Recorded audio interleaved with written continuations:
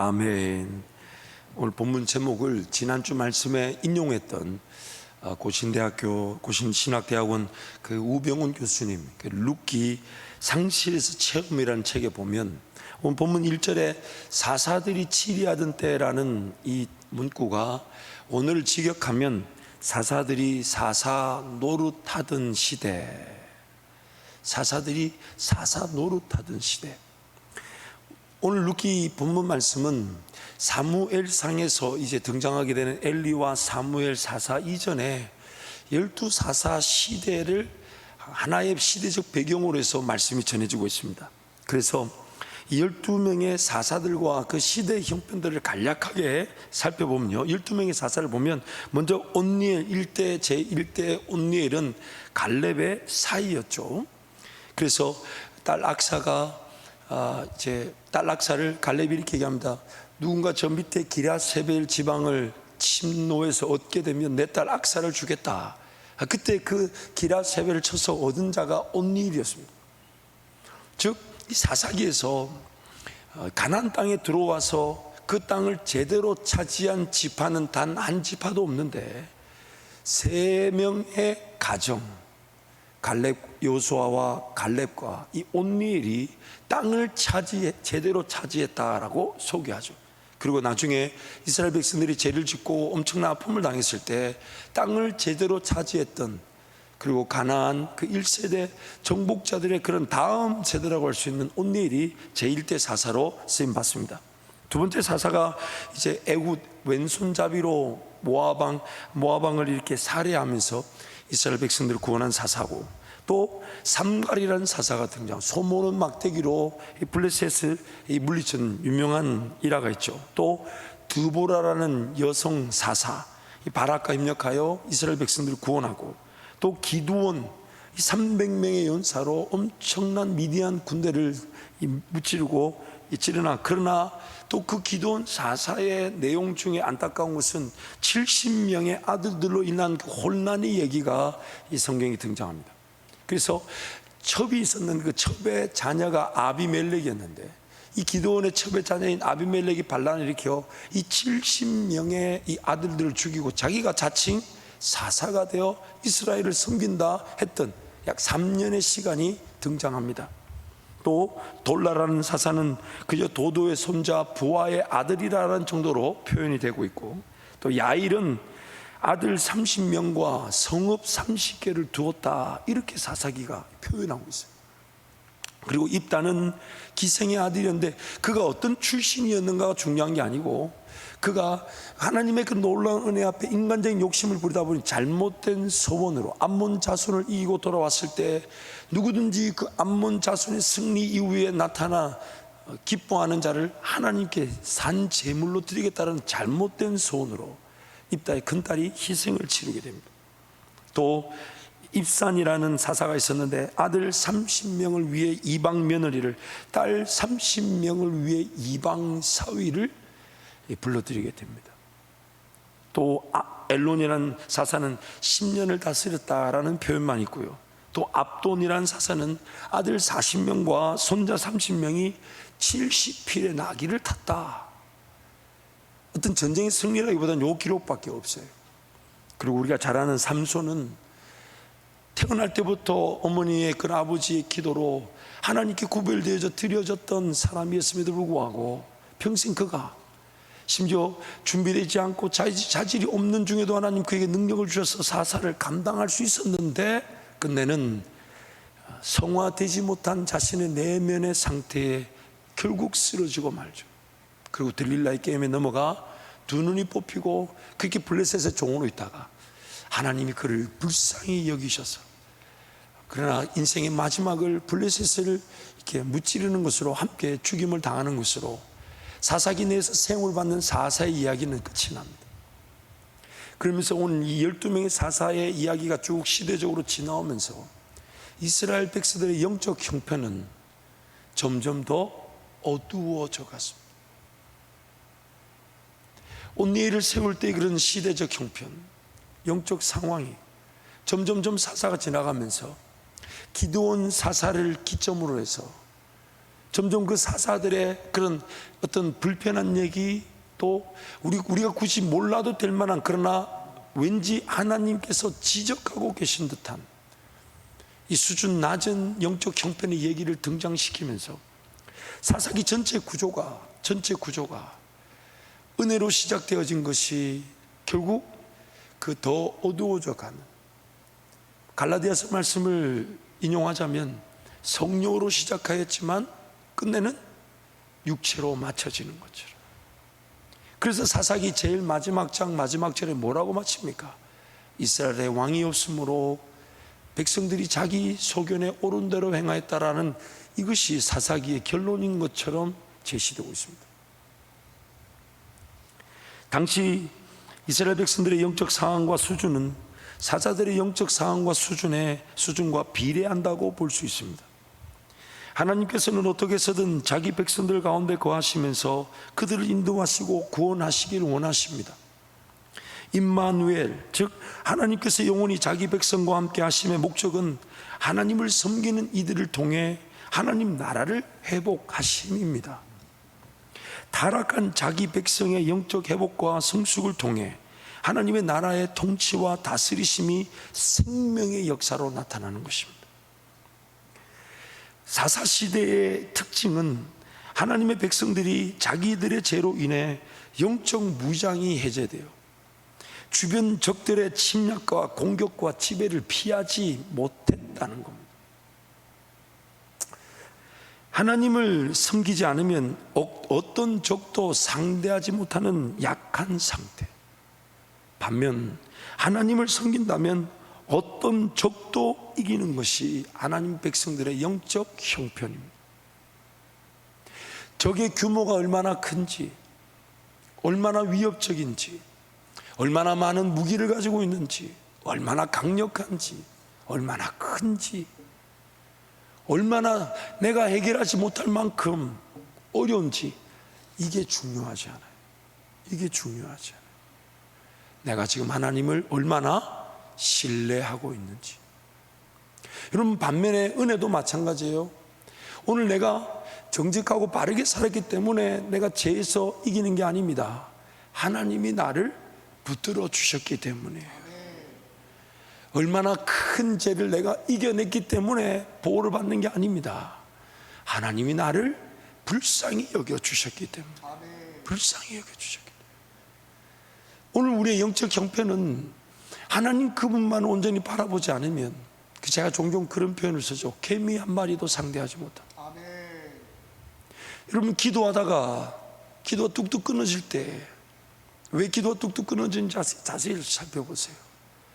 그저 미혹하는 생각 하나, 내 예전에 그런 어떤 잘못됐거나 혹은 죄지었던 기록들, 혹은 누군가 나에게 보여줬을 것 같은 뉘앙스, 결국 그 사람은 나한테 그런 의도가 없었는데 내가 혼자서 이상하게 생각하고 불편하게 생각하고, 작은 생각 하나조차도 이겨내고 감당할 수 없는 게 우리입니다. 제가 이제 와서 그래도 이런 얘기를 할 수 있다는 게 너무 감사한데 제가 후임 목사 때 얼마나 영적 공격이 심하면요, 주일날 여러분 만나기가 싫더라고요. 왜 싫냐면, 분명히 그 장로님은 절대로 나를 싫어해서 그 눈빛을 가진 게 아니라 원래 그 눈빛인데, 근데 저는 이렇게 생각합니다. 저 장로님이 지금 나를 안 좋게 생각하신다. 어떤 집사님이 늘 저에게 만나실 때마다 반갑게 웃으셨는데, 물론 조금 바쁘신 것 같았지만 그렇다고 미소를 보이지 않은 것은 내가 후임 목사 된 것이 불편하다. 제가 그분들한테 직접 물어보면 아마 펄펄 뛰고 난리가 날 거예요. 아마 이렇게 얘기하면서도 물어보고 싶은 건 무슨 생각일까요? 여러분, 우리는 그 작은 생각 하나 이기지 못하는 죄인들이에요.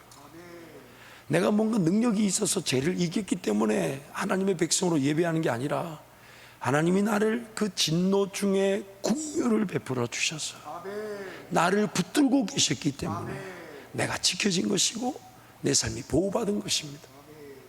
우리는 하나님을 하나님답게 섬기지 않으면 그 어떤 것도 해결해 갈 능력이 없어요. 종종 기도 부탁을 받을 때마다 그래도 감사한 것은 사역자가 위로를 전할 수 있다는 게 감사한데 그 위로라는 게 별게 아니에요. 그런 일이 일어나지 않습니다. 우리가 염려하는 데 하나님 내버려 두지 않습니다. 우리가 걱정하는 데 하나님 그냥 두지 않습니다. 근데 그것이 정작 그 일을 당하는 사람에게는 이게 받아들여지지 않는다는 거예요.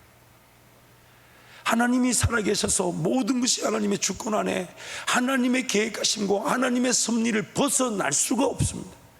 우리를 해할 수 있는 건 어떤 것도 존재하지 않습니다. 우리를 넘어뜨릴 수 있는 건 아무것도 없습니다. 하나님이 지으신 세상 안에 그 어떤 것도 하나님 그분 손을 떠나 통제되지 않아 우리를 괴롭히고 넘어뜨릴 수 있는 건 사람이든 생명이든 천사들이든 주관자들은 어떤 피조물도 이 땅에 존재하지 않습니다. 하나님께서 나를 붙들고 계시기 때문에 내가 보호를 받는 것이니까 오늘 내 삶은 하나님 그분을 바라보지 않으면 어떤 적도 상대하지 못하며 어떤 작은 공격이라 할지라도 이겨내질 못합니다. 절대로 이기질 못합니다. 다른 이의 시선 하나만 해도 마음이 무너지고 말 한마디 말해도 예배가 안 되며 마귀가 던지는 생각만으로도 기도가 안 되는 게 오늘 우리의 영적 형편입니다. 그러므로 오늘 이 사사기의 내용의 그 시대 배경, 즉 그때 당시 이스라엘 백성들이 그것을 몰랐어요. 하나님을 절대적으로 의지하지 않으면, 하나님이 삶의 주인이 되지 않으시면 내 삶은 언제 어떻게 쓰러지고 넘어질지 모르는 죄인이라는 것입니다. 어떤 일을 당할지를 모릅니다. 비단 영적 대적 세력들을 감당하지 못하고 상대하지 못하고 이겨내지 못하는 것만 문제가 아닙니다. 어떤 연약감과 부족함으로 쓰러지고 넘어질지 모르는 죄인입니다. 그럼에도 불구하고 자기 소견에 옳은 대로 살아가고자 했던 그 이스라엘 백성들의 안타까움이 오늘 우리 삶 가운데도 있을 수 있습니다. 하나님께서 자기 백성들의 영적 형편 가운데 하나님의 사람들, 즉 사사들을 세워 그들의 죄로 인하여 당하는 공격과 아픔에서 구원해 주십니다. 구원의 기회를 주시지만 구원 이후의 삶에 하나님을 섬기지 않는 백성들의 영적 상태는 점점 쇠락해져 가고 점점 타락해져 갑니다. 구원을 예수 그리스도 그분 홀로 이루신 일이기에 그저 받았는데 구원 이후의 삶에 하나님을 예배할 수 있고 하나님을 즐거워할 수 있고 하나님께 기도할 수 있고 하나님 노래할 수 있는 그 구원의 그런 은혜를 누릴 수 있게 되었는데 우리가 얼마나 타락했는지 그저 받은 구원이니까 마치 그저 주어질 구원 이후의 삶의 은혜인 양 그냥 살아가는 거예요.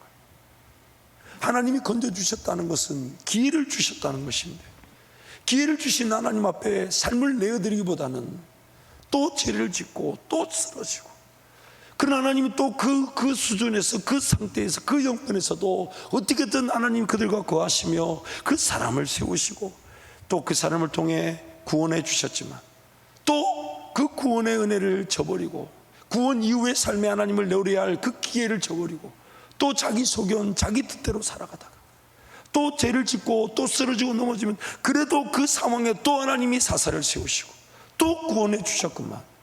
그러나 그 기회가 구원 이후의 삶의 은혜의 기회가 되지 못한 채 자기 소견의 뜻대로만 살아가다 보니 점점 더 쇠락해져 가고 점점 더 어두워져 가고 나중에는 그 사사가 세워져도 인정하지 않을 만큼의 사사를 세우기도 불편한 그런 어리석은 안타까운 상황에 이르기도 한다는 것입니다.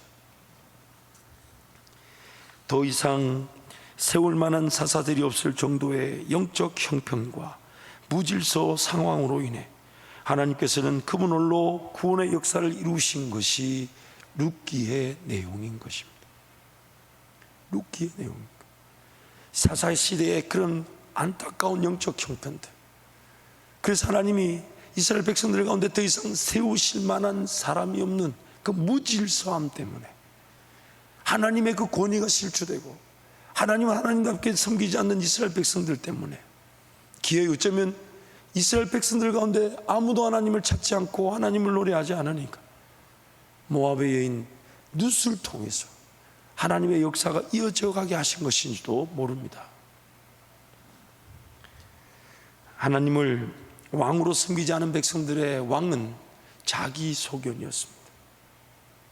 하나님을 왕으로 섬기지 않은 백성들의 왕은 자기 소견이었습니다. 하나님을 왕으로 섬기지 않는다면 자연스럽게 자기 자신의 소견이 왕이 되어버립니다. 자기 스스로는 하나님을 섬긴다고 하지만 자유하게 할 신앙의 능력은 맛보지 못한 채 얽매이게 하고 무겁게 하는 종의 상태에 처하게 됩니다. 그래서 이브리서 12장 말씀에 얽매이기 쉬운 죄와 무거운 짐들을 벗어버리고 예수를 바라보자. 아멘. 자기 소견의 가장 큰 문제점은 하나님께서 세우시는 권세, 즉 권위의 상실입니다. 예수님께서 그분의 권세를 우리에게 주실 때에 세우신 자들을 통해 누려지게 하십니다.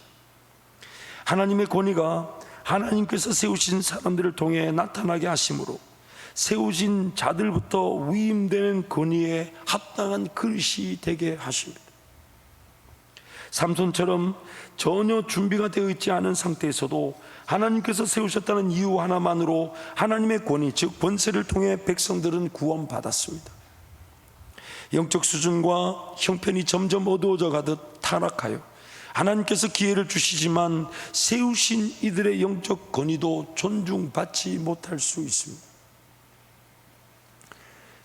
담임 목사를 위해 기도하실 때마다 하나님, 세운 리더가 사사 시대에 영적 수준과 형편이 점점 더 어두워졌던 것처럼 원룸 목사님 시대보다 더 어두워져 가지 않도록, 더 쇠락해져 가지 않도록, 더 타락하지 않도록, 더 수준이 떨어지지 않도록 여러분 저를 위해 꼭 기도해 주시길 바랍니다. 아울러서 우리도 마찬가지예요. 성도들도 마찬가지예요.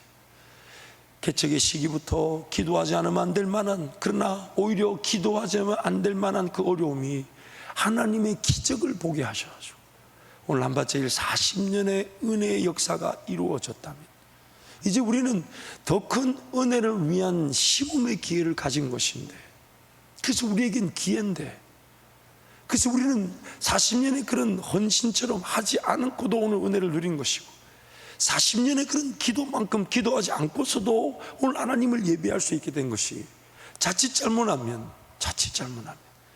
하나님 은혜가 방자하게 여겨져서 더 어두워져 가고 더 수준이 떨어질 수 있다는 것이 오늘 이 사사기를 통한 우리 교회, 저와 여러분이 경각심을 가져야 될 내용입니다. 종종 목사님하고 대화를 나누다 보면 참 딜레마예요. 야, 저렇게 사역해야 되는데, 저렇게 사역해야 되는데, 뭐 예를 들면 이런 거예요. 참 우리 목사님들은 좋은 날인 줄 알아야 돼요. 좋은 날이.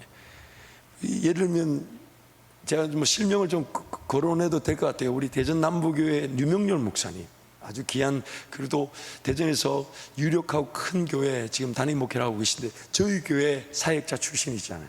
근데 그 류명렬 목사님이 저를 만나서 뭐라고 얘기하시냐면, 전도사 때 그때 신대원생이니까 잘 이렇게 먹을 때가 아니잖아요. 그래서 명절 때 집에 내려오면 잘 먹을 거라고 내려오면 우리 목사님, 이영환 목사님께서 명절 때가 더 영적 위기다 하시면서 금식을 선포하고 또한 명절 기간 동안 붕회를 하셨잖아요. 제가요 처음에 이것 때문에 진짜 한 달을 놓고 기도했어요. 하나님, 붕회 할까요? 아니면, 왜냐하면 지나고 저도 보니까요 차라리 붕회하는 게 제가 마음이 더 편할 것 같아요. 왜냐하면 그 부담으로 명절을 제대로 보낼 수도 없으니 차라리 교회 지키고 붕회하는 게 낫겠더라고. 그래가지고 사실 붕회를 하고 싶었는데 누구 핑계를 대는 게 아니라 우리 목사님들 얼굴 보니까 안 되겠더라고. 아니 솔직히 말씀드려요. 그때 당시에 사역자들 얼굴 보니까 다들 막 버섯 보따리를 다 싼 것 같고, 막 고향 부모님한테 가려고 막 준비를 다 한 것 같고, 뭐 이런데 제가 거기다 대고 부흥회하자 이걸 말을 못 하겠더라고요. 그러니까 저는 이 사사기 말씀의 내용이 얼마나 두려운지 모릅니다. 제 개인적으로 굉장한 몸부림입니다. 물론 그것이 제 몸을 불태우거나 저 자신을 태우는 어리석음이 되어서는 안 되겠지만, 하나님께서 영적인 은혜를 주신다 할 때에 사실 우리는 지난 40년에 한밭제일 성도들과 우리 원로 목사님이 기도하며 헌신했던 만큼 헌신하지 않은 세대들입니다. 물론 그 가운데 헌신하며 기도하신 성도들이 있습니다. 그러나 대다수의 성도들은, 저를 비롯한 혹은 저와 이 동년배나 제 아래의 성도들은 그런 헌신을, 그런 기도를 하지 않았어요. 그러다 보니까 어느 순간 우리는 이미 갖추어져 있고, 그 40년의 은혜라는 거, 그 열매 위에서 좀 더 그만큼 고생하지 않아도 되고, 그만큼 희생하지 않아도 되고, 그만큼 수고하지 않아도 이쯤 믿음의 공동체를 세울 수 있다는 것, 감사한 일이지만 담임 목사인 저부터 더 큰 은혜를 향해 걸어갈 수 있는 기회를 보지 못한 채 그저 수질이 더 떨어져 있는 건 아닌가. 더 우리 원로 목사님 주님 사랑하는 것처럼 저도 주님 더 사랑할 수 있는 기회인데, 그런데 관심을 두지 않지 그저 주신 은혜 위에 그저 할 수 있는 만큼, 하고 싶은 만큼, 그 정도의 수준에 갇혀 있는 건 아닌가. 기도할 때마다 엄청난 영적 부담입니다. 사실 이렇게 여러분한테 말하면서도 부끄러워요.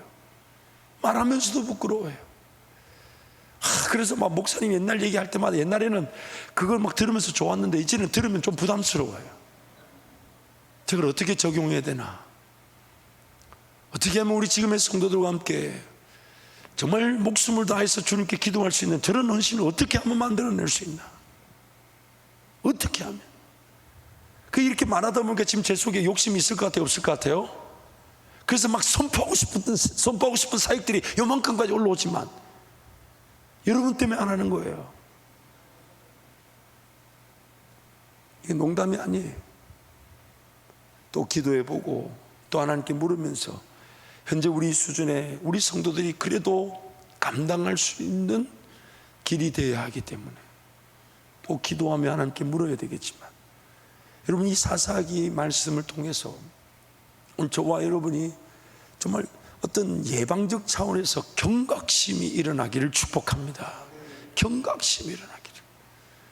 정말 예배당 그 한 공간 자체가 없어가지고 또한 어떻게든 더 뜨겁게 기도하고 싶고 시원하게 외쳐 부르고 싶은데 그 지역 주민들 사이에 교회가 있다 보니까 그렇게 소리 지르며 기도할 때마다 온갖 주민들의 불편한 소리와 시선을 느끼면서, 하나님, 개미 새끼 한 마리 상대하지 않도록 아무리 떠들고 아무리 기도해도 그렇게 하나님을 찾을 수 있는 공간으로 인도해 달라 해서 그렇게 헌신하고 울부짖으면서 오늘 이 자리에 온 거잖아요. 근데 우리가 그 은혜를 지금 우리는 그렇게 기도하지 않고 그렇게 희생하지 않고 누리고 있는데 사사시대의 그런 영적 형편처럼 더 수준이 낮아, 더 질이 떨어지고 더 어두워지고 더 쇠락하고, 그냥 이만하면 족하다, 이만하면 괜찮다, 그런 신앙생활에 머물러 있는 것은 아닌지 저부터 깨어 기도해야 될 줄 믿습니다. 성도들이 함께 깨어 기도해야 될 줄 믿습니다. 우리 부담과 우리 긴장감만으로 되는 것이 아닙니다. 하나님 은혜를 베풀어 주옵소서. 세상은 점점 더 교회의 권위가 실추되어져 가고 세상에서 복음을 전할 수 있는 그런 영적 환경들은 더 어려워져 가고, 이제는 새벽 기도가 없어지니 주일 저녁 예배가 없어지니 주일 학교가 없어지니 하며 교회의 그런 영적 형편들이 더 어려워져 가는 것을 우리가 직접 듣고 보면서도 그냥 우리는 괜찮다 안주하지 않게 하여 주시고, 하나님 더 깨어 기도하게 하여 주옵소서. 더 깨어 기도하게 하여 주옵소서. 더 깨어 기도하게 하여 주옵소서. 그런 은혜를 구하고 깨어 있어야 될 줄 믿습니다. 하나님 그렇게 은혜를 베풀어 주실 것입니다. 하나님께서 세우신 이들을 통한 하나님의 권위가 실추되면 자연스럽게 각 개인의 뜻이 하나님의 권위가 되어 버립니다. 하나님의 뜻도 모르고 하나님의 인도하심도 모른 채 그럼에도 불구하고 선택할 수 있고 결정할 수 있는 것을 하나님이 막지 않으신 것은 나에게 주어진 그 자발적 의지가 자발적 사랑의 기회가 되어야 되기 때문에 강제적인 개입을 하지 않으시는 거잖아요. 강제적으로 개입해서 강제적으로 사랑하기를 원치 않으시니까 어떻게든 내 선택, 내 결정, 심지어 죄를 짓는 것인데도 하와가 선악과를 따먹는 것도 끝까지 참아주셨잖아요. 오늘 내가 하나님의 뜻과 인도하심을 모른 채 선택한 것은 과연 하나님을 위한 것일까요? 나를 위한 것일까요? 내 뜻이, 내 소견이 나도 모르는 사이에 하나님의 권위로 바뀌어져 버린 것입니다. 삼손 이후 사사기와 룻기 사이, 즉 사사 노릇하던 시대에는 사사들이 세워져도 존중을 받지 못하였거나 사사들을 통한 하나님의 권위와 권세를 기대하지 않았습니다. 그래서 성경이 사사들이 사사 노릇하던 시대라고 룻기를 열어가고 있습니다. 각 개인의 삶의 형편에 따른 상대적 선택과 결정이 하나님 말씀의 절대적 기준보다 더 우선적이고 중요하게 여겨지는 것, 이게 바로 룻기의 배경이 되는 사사시대의 영적 문제입니다. 하나님을 하나님께서 원하시는 방법이 아닌 자기가 원하는 방법으로 섬기다 보니 자연스럽게 기복주의적 신앙으로 변질되어 버립니다. 뭔가 더 큰 은혜와 더 복을 받고 내가 복을 받으면 내가 이렇게 하겠다 저렇게 하겠다, 직장이 잘 돼야 되고 일터가 잘 돼야 되고 내 자녀들이 잘 돼야 됩니다. 그러나 한번 질문을 던져보십시오. 무엇 때문에 잘 돼야 됩니까? 왜 잘 돼야 됩니까? 왜? 무엇 하기 위해 돈을 벌어야 됩니까? 무엇 하기 위해 평안해야 됩니까? 무엇 하기 위해 건강해야 합니까? 무엇 하기 위해 살아야 합니까? 만약 이 질문에 답이 떨어지지 않는다면 나는 지금 우상을 섬기는, 돌을 올리면서 물 뜯어놓고 기도하는 그 샤머니즘, 그런 기복주의 신앙에 갇혀 있는 것입니다. 하나님을 인정하지만 하나님을 모른 채 그런 하나님을 섬기는 것이 필요함을 안 개인, 가족 그리고 지파가 하나님의 말씀의 기준을 무시하고 하나님을 섬기려고 한 것입니다. 그래서 사사기에 세워진 삼손 사사 이야기를 끝으로 그 뒤에부터 이제 17장부터 보면 그렇게 각 개인 혹은 가정 혹은 지파에 자기 소견에 따라 자기들이 원하는 방식에 자기들이 그냥 복을 받고자 하는 인간적인 욕심에 하나님을 섬기려는 그런 방자한 신앙의 형태들이 나오기 시작합니다. 가장 대표적이었던 게 사사기 17장에 그 미가의 집에 있었던, 뭔가 하나님을 섬겨야 되겠는데 예루살렘 혹은 실로까지 여호와의 그런 구별된 장소까지 가는 것도 쉽지 않은 것 같고, 또한 제사를 드려야 되지만 제사장이 없고, 그러니까 그 미가의 집에서 어떤 일을 벌입니까? 한 아들을 제사장으로 세우고, 여러 아들 중에 한 아들을, 그래서 제사 드리러 가서 본 그 제사장의 에봇이라는 옷을 치어가지고 대충 만들어가지고 자기 아들 중에 하나를 툭, 너 오늘부터 제사장. 비단 극단적인 모습이지만 오늘 우리 삶이 하나님의 말씀에 따라, 하나님의 뜻에 따라, 하나님의 기준에 따라 신앙생활하지 않으면 나도 그렇게 하나님을 내가 원하는 방식, 즉 하나님을 섬긴다면서 우상을 섬기고 있는 거예요. 자기 소견에 따라 하나님을 섬긴다는 백성들의 가장 대표적인 문제가 하나님께서 주신 기업을 버리고 방황하는 것이었어요. 가나안 땅에 들어갈 때 각 지파 각 가정별로 하나님이 기업을 나누어서 다 분배해 줬잖아요.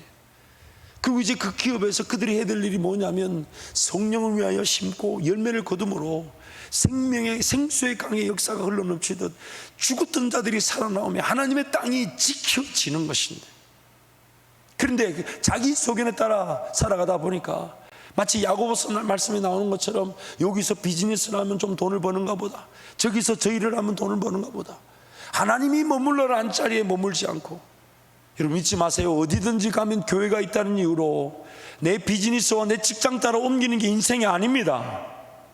하나님이 정해 주신 인생의 자리가 있으며 하나님이 그 자리에서 뿌리를 내리며 세우라고 말씀하신 교회가 있는 것이고, 교회를 세우기 위해 남겨진 내 삶이, 교회를 세우는 사명 때문에 직장과 사업의 길에서 하나님 은혜를 누리는 것이며, 또한 그 직장과 사업도 교회를 세우는 성도들이 교회를 통해 영양분을 공급받아 그 직장과 사업이 하나님 나라의 영향력과 가치가 실현되는 하나님 나라를 위해 살아가는 것인데, 어디든지 교회가 있다는 이유로 오늘 이곳에서 장사를 하여 이득을 본다, 저곳에서 장사를 하여 이득을 본다, 그렇게만 하며 뿌리를 뽑아들고 돌아다니는 것이 인생이 아닙니다. 물론 특별한 어떤 부르심에 따라 그 직장 상황에 따라 여러 지역들을 섬기면서, 그러나 본 교회가 분명히 있어가지고, 본 교회가 있어서 비단 이 하나님의 부르심에 따라 이 직장을 섬기라 하셔서 그 직장이 순종하다 보니 이것저것 옮길 수 있지만, 그러나 대한민국이 지금 일일 생활권이 되어서 두세 시간이면 어디든지 간에 본교로 돌아올 수 있는 환경을 갖추고 있는데, 그래서 교회가 우선이며 교회가 목적인데 너무 쉽게 생각한, 너무 쉽게 어디든지 가면 교회가 있다고, 가보세요. 내 교회인지 아닌지. 아니에요. 그러나 부득불 옮겨야 될 때가 있다면 은혜를 베풀어 주셔야 되겠지만, 은혜를 베풀어 주셔야 되겠지만 내 삶의 중심과 기준은 뿌리를 내려야 되는 것, 뿌리를 내려야 되는 것. 주의 몸된 교회에 뿌리를 내리는 것이 우리 자기 소견이 아닌 하나님을 왕으로 섬긴 자들의 누리는 은혜인 것입니다. 떠돌던 레인이 미가의 집에 방문하게 되니까 미가의 집에서 아들을 제사장으로 세운 것보다 레인을 제사장으로, 레인들도요 제사장과 레인은 또 다릅니다. 아론의 그 지파, 아론의 자손들로 세워져야 될 제사장, 그 레위 자손은 레위 자손대로 그 분명한 하나님의 역할이 있었던 것이죠. 근데 그 레인이 자리를 지켜야 될 자리를 지키지 않은 채 빌빌 돌았다는 것은, 방황했다는 것은 그 백성들이 하나님을 제대로 섬기지 않았다는 가장 단적인 예죠. 레인이 무엇으로 기업을 이루고 삽니까? 레인의 기업은 하나님을 섬기는 백성들이 하나님을 섬길 때 드려진 예물로 그들의 기업을 삼는 것인데, 그 레인이 방황했다는 얘기는 그 영적 형편을 아주 단면적으로 분명하게 보여주는 사건이라고 볼 수 있어요. 또한 하나님께서 주신 땅을 차지하기 어렵다는 이유로 가나안 지경 밖으로 이사 가던 단지파, 제사장이 없어 미가의 집 레인을 뺏어가잖아요. 참. 단지파의 그런 그 분배받은 땅은 약간 가파른 산지였습니다. 그러나 그 산지 위에는 아모리 족속이 있었죠. 그러나 하나님 그분을 의지했을 때 그 아모리 족속을 몰아내고 그 땅을 차지할 수 있었는데, 그들이 기어이 그 땅을 차지하지 못해서 산지 비탈길에 의자 하나 제대로 놓을 만한 평지가 없는 땅에서 살지 못하니까 기어이 가나안 땅 지경 바깥으로 떠나버립니다. 북쪽으로 약 한 100여 킬로, 150킬로 정도 올라가 하나님이 지경이라고 말씀하신 지경 바깥으로 가서 그 라이스란 땅에 가보니 그 땅 사람들은 평온한데 누가 도와줄 만한 사람이 없어 보이는, 그리고 그들을 침략하고 그 땅을 차지한 듯 보이지만, 공교롭게도 요한계시록에 하나님 나라 영적 유산을 물려받는 그런 이 유산 지파들의 이름 속에서 단지파는 그 이름이 없습니다. 단지파는 그 이름이 없어요. 살고 싶은 땅에 사는 것이 아니라 하나님께서 살아라고 말씀하신 땅에 살아가야 되는 것이고, 거기서 주님 나라를, 주의 몸된 교회를 세우며 그 몸된 교회에서 흘러넘치는 생수의 강이 우리가 일하는 일터와 가정으로 흘러넘쳐 죽었던 것이 살아나게 되는 것이 바로 구원 이후의 삶, 하나님 나라입니다. 유다 베들레헴 사람 엘리멜렉이 가족들을 데리고 하나님이 주신 기업을 버리고 모압 땅으로 이주해 간 것은 당시 시대상을 쉽게 볼 수 있는 장면인 것이죠. 룻기의 그 시작된 내용, 엘리멜렉이 가족들을 데리고 자기 기업을 버리고 땅을 버리고 모압으로 먹고 마시고 있기 위해 떠나는 그 모습, 이게 바로 지금 룻기의 첫 번째 배경이 되는 말씀인 것입니다. 한번 따라 하실까요? 하나님의 절대 주권 아래서만, 하나님의 절대 주권 안에서만 안전하고 행복합니다. 행복합니다. 하나님의 절대 주권 아래서만 안전하고 행복합니다. 하나님께서 약속하신 땅을 제대로 차지하지 못하고 유리방황하는 백성들에게도 하나님께서는 은혜를 베풀어 주십니다. 은혜를 베풀어 주십니다. 하나님만이 일하시는 능력과 방법으로 이룬 땅을 차지하게 하시고 그 땅에 자손 대대가 심겨지듯 뿌리 내리게 하십니다. 자기 소견에 따른 삶의 병폐와 아픔을 안전장치로 삼게 하셔서 하나님의 음성과 인도하심에 절대적으로 결부되어지는 그런 삶을 살게 하십니다. 죽으면 죽을지언정 하나님의 뜻과 방법과 시간을 기다리고 인내하는 법을 배우게 하셔서 하나님께서 왕되신 삶의 행복을 누리게 하실 것입니다. 하나님의 주인 되심을 자랑하는 하나님의 백성들이 하나님의 통치와 다스리심을 맛봄으로써 유리방황하는 인생들에게 깊이 뿌리를 내리는 삶을 소개하는 것이 하나님의 나라입니다. 그러므로 여러분, 어제 우리가 구체적으로 이제 금요일마다 룻기 내용을 좀 더 구체적으로 살펴보는데, 제가 이렇게 말씀을 묵상하면서 느끼는 것이 참 저에게 주신 은혜가 특별하다는 생각을 많이 해요. 제가 룻기 책을 이렇게 좋은 이제 강의 말씀 이제 그 서적들을 찾아보니까 다 그렇게 얇아요. 근데 저에게 이런 은사가 있을 줄 몰랐어요. 얇은 책을 길게 설교할 수 있다는 것은 굉장한 은혜가 아닌가. 그 사실 제가 이제 그 11월 달 우리 그 다니엘 기도회가 있기 때문에 그 전에 이제 어떤 딱 그 기간을 봤을 때 사사기까지 했으니까 룻기 말씀을 하면 좋겠다라고 생각했는데 그럴 것 같지 않습니다. 여러분, 그러나 말씀을 묵상할수록 오늘 우리의 삶에 사사시대에 일어났던 그 안타까운 일들이 다시 재현되어서는 안 되기 때문에 여러분, 가정에 가셔서 룻기 말씀을 철저히 같이 묵상해 주십시오. 몇 장 되지 않으니까 그 말씀을 또 묵상해서 그 깊이가 강단에 선포되는 그 말씀의 시너지화 되고 심지가 되고 불이 붙는 기름이 되어서 저와 여러분의 삶에 방황하는 인생 종지부를 짓고 예수 그리스도의 몸된 교회에 깊이 뿌리를 내리며 생수의 강의 역사를 나타내는 은혜가 누려지게 될 줄 믿습니다. 이 시간 한번 동서로 같이 기도하겠습니다.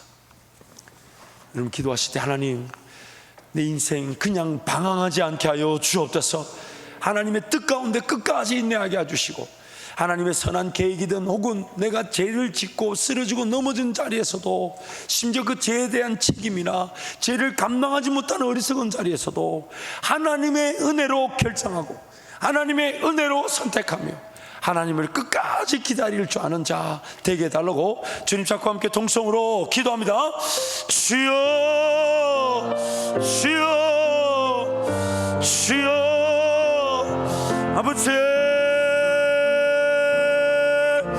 더욱 기도하며 은혜를 구하게 하여 주십시오. 더욱 하나님 은혜를 구하며 하나님 바라보게 도와주시고 하나님 더 의지하게 도와주십시오. 하나님 더 신뢰하게 도와주십시오. 아버지,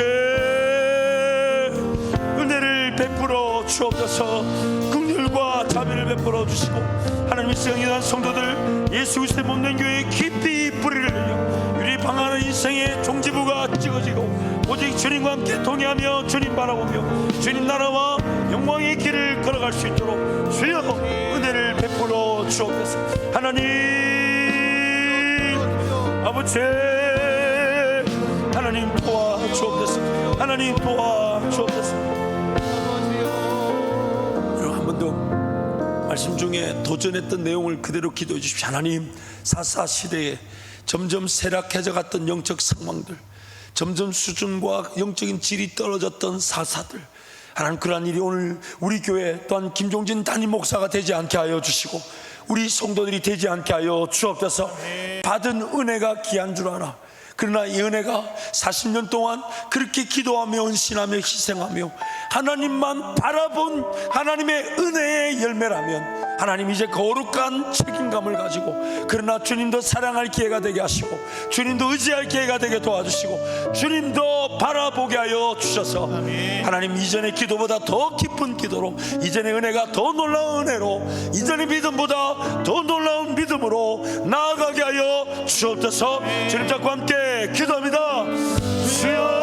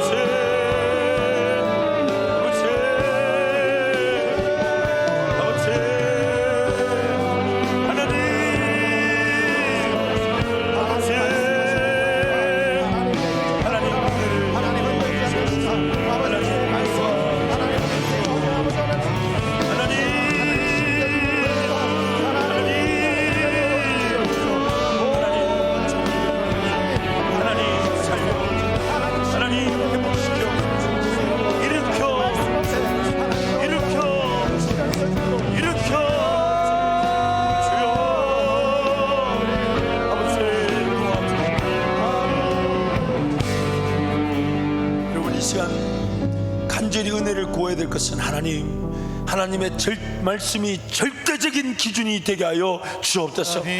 하나님의 뜻을 끝까지 기다리게 하시고 하나님 앞에 인내하게 하여 주시고 앞서가실 하나님, 인도하실 하나님, 어느 길에 서든 영광을 받으실 하나님, 그 하나님, 제가 제 소견에 따라 잘못된 결정과 선택으로 하나님보다 앞서가지 않게 하시고 하나님 없는 인생길 방황하지 않게 하여 주시고 먹고 마시고 있는 것 때문에 지경을 떠나 모압으로 내려가듯 그렇게 방황하지 않도록 우리 가정과 자녀 일터들을 지켜달라고 주님 찾고 함께 기도합니다. 주여,